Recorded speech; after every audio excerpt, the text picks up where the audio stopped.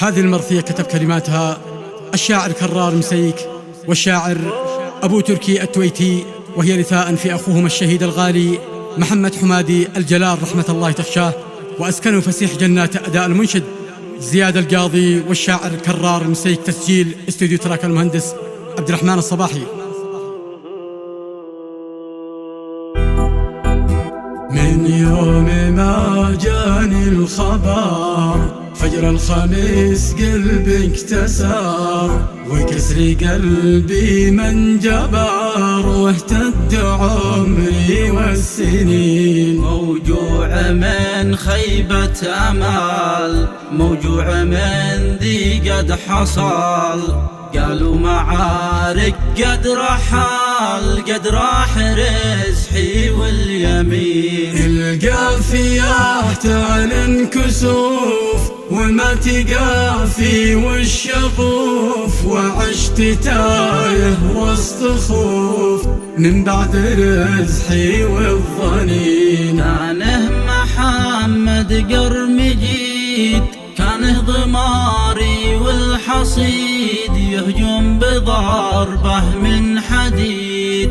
حنين يا قلبي حنين، حنيتنا حن الطقوم على الميامين القروم، ذي وجوه وقت اللزوم ما يهنون الظالمين. بسيك بعد في ضياع، وين اخوتي كم من شجاع. الكون ما عاده يساع، وين الرفاق المخلصين. فارقتنا اشمي يا اخوتي، ذي كان يرعى صحبتي، قد اظلمت في حارتي بعد الرجال الراحلين. ميسيك تبكي من وفاك، عجزت كيف اكتب رثاك، وكيف انا بكتب غلاك يا مسندي طول السنين. امك حزينه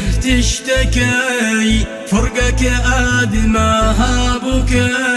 ايش الخبر وايش الحكي، لا تشتكي من حور عين. ادعي لابنش في السجود، ابنش يرحمه الودود، ويسكنه دار الخلود جوار كل الخالدين. حنين قلبي ما تحن، المجوي حن الإثان، ومرست كل السفن بأمر رب العالمين. يا الله هذا مطلبي، ترحم معارك صاحبي، واختم قصيدي بالنبي والطيبين الطاهرين.